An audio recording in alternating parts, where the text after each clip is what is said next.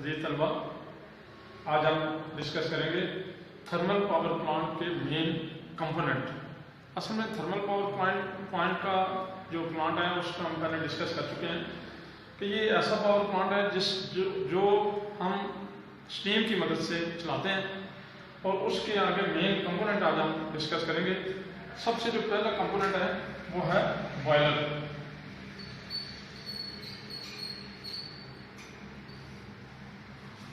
Boiler thermal power plant का एक ऐसा कंपोनेंट है जिसमें पानी गर्म होता है अतः कि उसकी भाप बन जाती है। उसी भाप को हम इस्तेमाल करते हैं टरबाइन के ब्लेड पर, उसका प्रेशर पड़ता है और उसी प्रेशर से हम टरबाइन को चलाते हैं। टरबाइन जो है ना वो एक शाफ्ट के साथ उसके ब्लेड्स कपल होते हैं और उसी के साथ जनरेटर कपल होता है मैकेनिकली, तो जिससे टरबाइन चलती है। जो बॉयलर है जब उसके नीचे आग जल रही होती है एक फर्नेस के जरिए, उसका पानी गर्म हो रहा होता है, तो उसका जो टेम्परेचर है वो भी बढ़ जाता है और उसका प्रेशर भी बढ़ जाता है। इसका जो प्रेशर होता है वो 17 kg पर सेंटीमीटर स्क्वायर से लेके 125 kg पर सेंटीमीटर स्क्वायर तक। और इसका जो टेम्परेचर होता है वो तकरीबन 350 सेंटीग्रेड से लेके 575 सेंटीग्रेड तक इसका टेम्परेचर हो जाता है भाप का। तो इसकी जो बॉयलर है इसकी दो टाइप्स आ जाती हैं।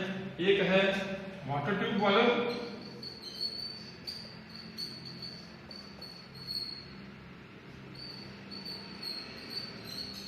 और दूसरा है फायर ट्यूब।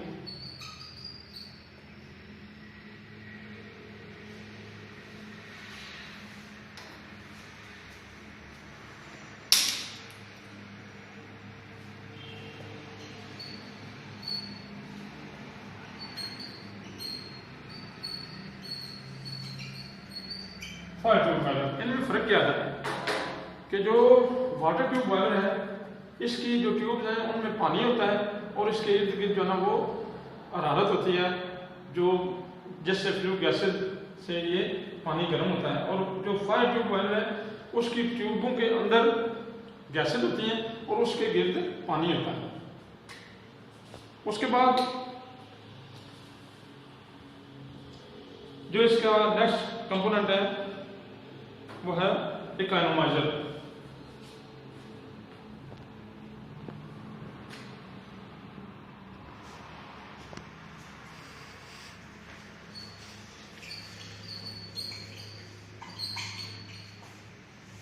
इकोनोमाइजर क्या है? इकोनोमाइजर एक ऐसा कंपोनेंट है, एक ऐसा आला है जिसमें फीड वाटर आता है। और ये जब असल में होता क्या है कि जब टरबाइन से जो भाप है वो निकलती है उसके ब्लेड्स को चलाती है और वही जो भाप है वो आ जाती है कंडेंसर में। कंडेंसर से वापस होकर जो पानी आ जाता है वो फीड वाटर की सूरत में इकोनोमाइजर में आ जाता है। इकोनोमाइजर एक ऐसा आला है कि जिसमें फीड वाटर जो फ्लू गैसेज आ रही होती हैं बॉयलर से निकल के वो इकोनोमाइजर की ट्यूब से टच होकर ऊपर जा रही होती हैं, ऊपर खला में जा रही होती हैं और वही जो टेम्परेचर है वो इकोनोमाइजर में इस्तेमाल हो जाता है। इकोनोमाइजर में जब गैसेज ऊपर जा रही होती हैं तो उसका टेम्परेचर होता है 250 सेंटीग्रेड से 350 सेंटीग्रेड तक। तो लिहाजा वो जो टेम्परेचर है वो यूटिलाइज हो जाता है। वो जितनी एफिशिएंसी जो हरारत की थी जो बॉयलर ने बढ़ानी थी, जो बॉयलर में पानी गर्म होना था, बॉयलर में आने से पहले इकोनोमाइजर में आता है और इकोनोमाइजर उसी टेम्परेचर को रेज करके पानी को गर्म करके तब बॉयलर में भेजता है। तो इससे बॉयलर की जो एफिशिएंसी है वो 10% से 12% तक उसकी एफिशिएंसी बढ़ जाती है। उसके बाद आ जाता है एयर प्री हीटर अपना बॉयलर में। उसके बाद आ जाता है ड्राफ्ट फैन।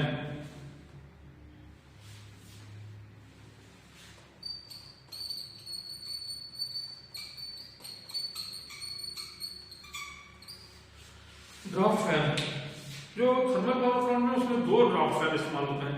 एक है इंड्यूस्ड ड्राफ्ट फैन और दूसरा है फोर्स्ड ड्राफ्ट फैन।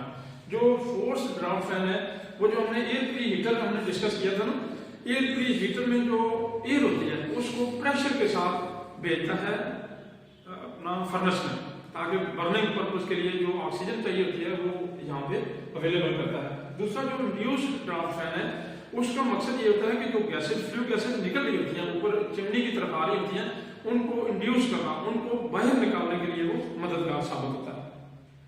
उसके बाद आ जाता है स्प्रे पॉन्ड।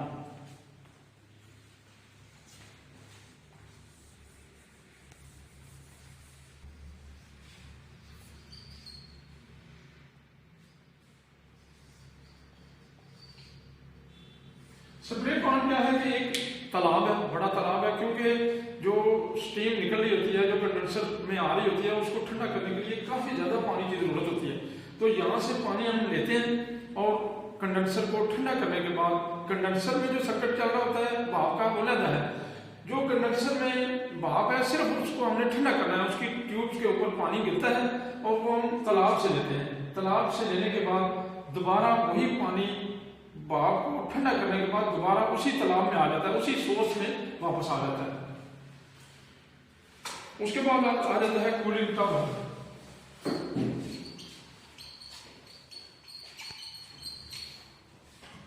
कूलिंग टावर जो है वो क्योंकि जो भाप है उसका टेम्परेचर ज्यादा होता है, उसको ठंडा करने के लिए सिर्फ पानी को एक नॉर्मल सोर्स के तहत हम अगर गिराते हैं तो वो पूरी की पूरी जो स्टीम है वो ठंडी नहीं होती। तो कूलिंग टावर की हाइट ज्यादा होती है, 8 मीटर से लेके 10 मीटर तक इसकी हाइट होती है।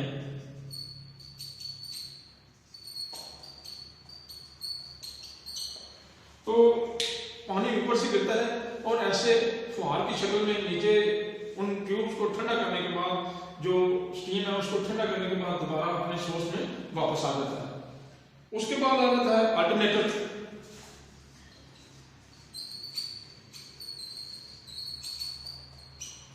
अल्टरनेटर क्या है कि एक एसी जनरेटर है जो उसी टरबाइन के साथ लगा होता है। जब टरबाइन के ब्लेड्स चलते हैं तो जनरेटर उसके साथ मैकेनिकली कपल्ड है जनरेटर का। तो इसकी जो बॉयलर है इसकी दो टाइप्स आ जाती हैं, एक है water tube boiler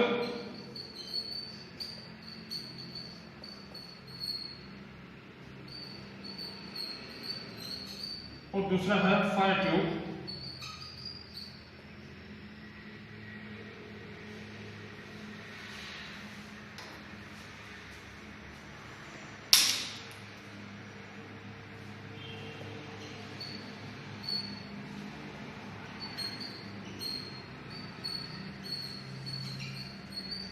fire tube boiler, इनमें फर्क क्या है कि जो वाटर ट्यूब बॉयलर है इसकी जो ट्यूब है उनमें पानी होता है और इसके इर्द गिर्द जो ना वो हरारत होती है जो जिससे फ्लू गैसेज से ये पानी गर्म होता है। और जो फायर ट्यूब बॉयलर है उसकी ट्यूबों के अंदर गैसेज होती हैं और उसके गिर्द पानी होता है। उसके बाद जो इसका नेक्स्ट कंपोनेंट है वो है इकोनोमाइजर।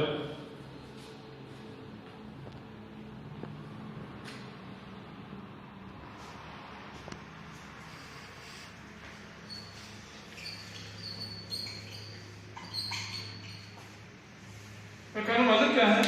इकोनोमाइजर एक ऐसा कंपोनेंट है, एक ऐसा अल्लाह है जिसमें फीड वाटर आता है।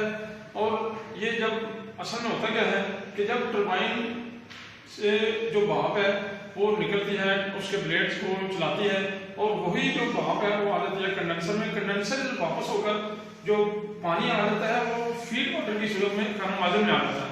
इकोनोमाइजर एक ऐसा आला है कि जिसमें फीड वाटर जो फ्लू गैसेज आ रही होती हैं बॉयलर से निकल के वो इकोनोमाइजर की ट्यूब से टच होकर ऊपर जा रही होती है, ऊपर खला में जा रही होती है और वही जो टेम्परेचर है वो इकोनोमाइजर में इस्तेमाल हो जाता है।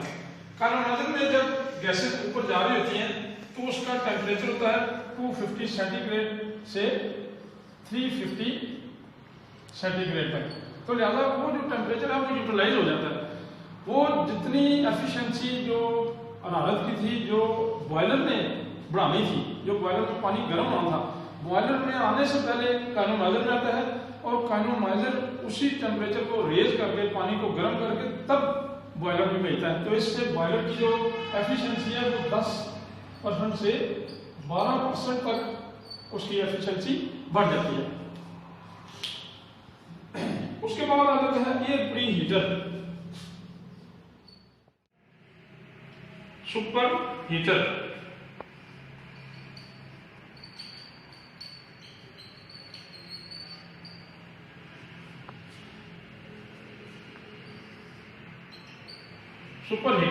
सुपर हीटर क्या है कि सुपर हीटर एक ऐसा आला है कि जब भाप बॉयलर से निकलती है, बॉयलर से हमें दो चीजें मुयसर होती हैं, एक तो भाप होती है, दूसरी जब फर्नेस में ईंधन डाला होता है तो वहां से फ्लू गैसेज निकलती हैं।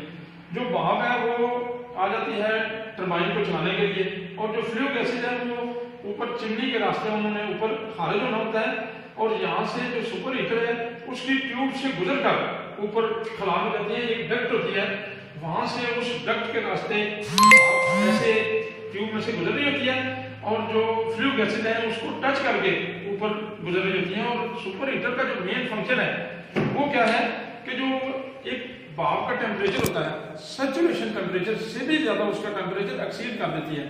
तो उसमें जो भाप होती है वैसे तो नमी होती है, उसमें गीली होती है भाप, लेकिन जब सुपर हीटर से टकरा के जाती है टरबाइन की तरफ तो वो खुश्क हो जाती है, ड्राई हो जाती है। अगर हम उसको ड्राई नहीं करते, ऐसे ही वो टरबाइन में चलती है, तो वो टरबाइन के ब्लेड पर जो ही गीली गैस पड़ेगी, गीली भाप पड़ेगी, तो वो उनको जंग लगना शुरू हो जाएगा, जिससे वो बहुत जल्दी उनकी जो शेप है वो भी खराब हो जाएगी और उनकी एफिशिएंसी भी डाउन हो जाएगी, उनकी लाइफ भी कम हो जाएगी। उसके बाद नेक्स्ट आ जाता है प्राइम मूवर या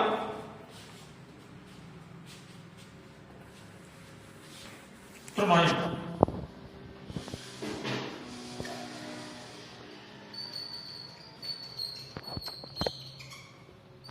टरबाइन या प्राइम मूवर।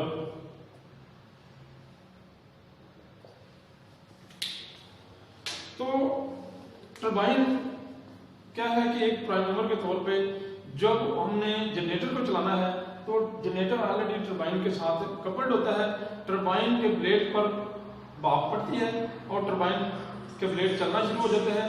वही जो उनके ब्लेड्स हैं उनके साथ शाफ्ट लगी होती है जो मैकेनिकली जनरेटर के साथ भी कपल्ड होती है। तो टरबाइन के चलने से जनरेटर भी चलता है, जनरेटर के चलने से हमें इलेक्ट्रिसिटी मौसूल होती है जो हम मफीद मकासद के लिए उसको इस्तेमाल करते हैं। उसके बाद आ जाता है वेपोरेटर।